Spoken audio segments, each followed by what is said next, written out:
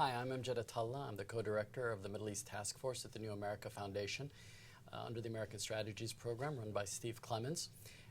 We had an excellent presentation today by Dr. Hanan Ashrawi, who is a member of the PLO Executive Committee, the highest decision-making body of the PLO, which has responsibility for negotiating with the United States and with Israel over a comprehensive peace agreement. Dr. Ashrawi, it has been a very busy week. All the reporters have been running around from New York to Pittsburgh, listening to everything the president has had to say. We've heard Gaddafi comment on the one-state solution. We've heard Ahmadinejad talk about the plight of Palestinians. And we've heard President Obama talk about the need for a comprehensive peace agreement, and Benjamin Netanyahu not so much. How would you judge the end result of all the activity this week? Well, actually, we should have heard more about the Palestinian point of view and narrative, which wasn't that visible or present. I would say it was quite varied, of course, but the end result is that there is on the table an American policy position, regardless of all the steps that led up to it, some of which were not quite positive or acceptable, and regardless of the fact that the Americans could not even get Netanyahu to comply with the cessation of settlement activities. Nevertheless, the speech at the General Assembly, Obama's speech at General Assembly, defined some of the basic features of American policy and the need to address the issue in a comprehensive and decisive manner. Now, as I said, he made all the right noises. Let's see if he makes all the right moves. And we do have a limited time span, and we do have a limited opportunity. So what are the right moves?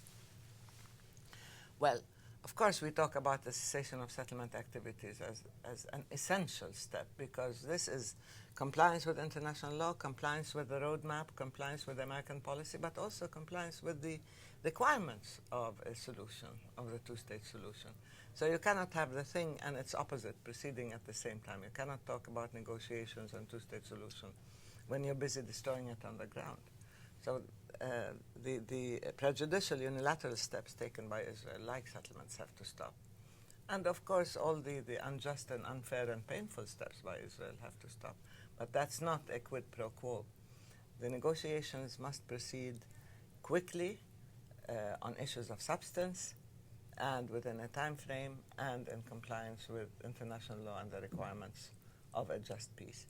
The U.S. must be there and at the helm and must be decisive, but at the same time it can make use of its friends and allies. It can make use of a more multilateralist approach, which Obama discussed. I mean, he did talk about, of course, the two tracks, which was the way the original peace process started.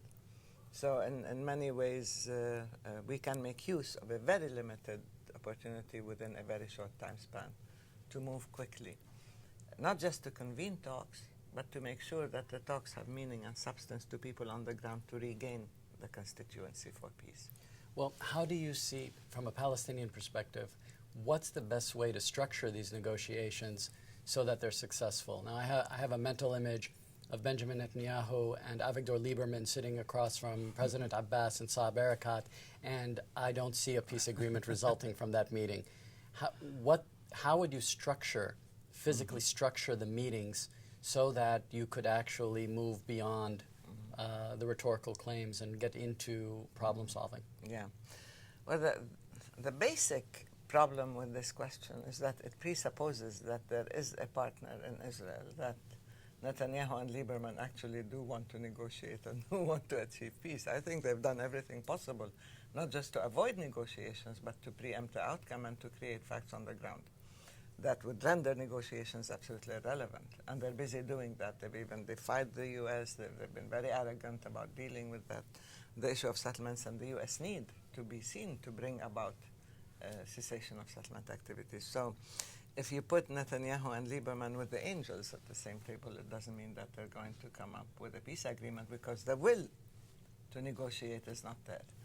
I would say that we know what is needed. We do have a plan as to how to proceed in terms of giving substance, giving a reality, translating policy statements into positions on the ground, but at the same time there is a need to see a political will to do that. And this involves the international community. It's not bilateral anymore. The issue can never be bilateral because the asymmetry of power has always worked in Israel's interests, whether in terms of creating facts or whether in terms of pulling rank or whether in terms of creating digressions, buying time, and so on. And in terms of its ability to inflict harm and pain on the Palestinian people. So within this asymmetry, we've always asked for third-party engagement. That's why we needed an active, impartial, honest American role as an honest peace broker, but we also need the international community to be part of this, and the Arab world to be part of this, because this is way beyond anything that is bilateral anyway. Well, let's then take one last question. If the Palestinians and the Obama administration are actually on the same page on terms of the goal, an end to the occupation that began in 1967, a two-state solution, comprehensive peace with everybody, it hasn't been stated as an Israeli goal, but it's been stated as a Palestinian government goal and a U.S. government goal. What's the one thing the Palestinians can do to help President Obama the most in empowering him to do this? And what's the one thing President Obama can do that would help most empower the Palestinians to be able to accomplish this goal? Well, it seems to me the one thing the Palestinians can do, they've done, which is to welcome the approach and to see in it as a way of moving ahead, even though there have been glitches on the way.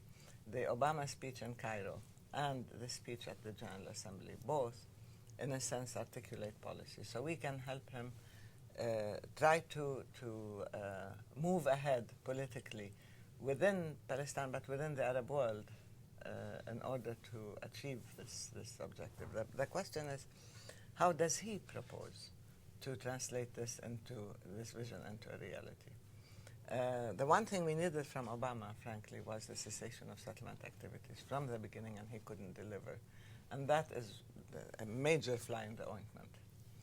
If he's unable to deliver this, how can he guarantee the outcome of permanent status talks?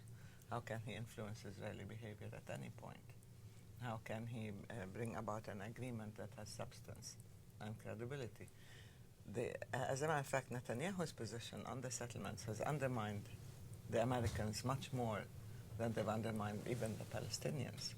They've undermined Palestinian rights, but the credibility of the U.S. and its standing, its ability to stand up to Israel, these are the real questions.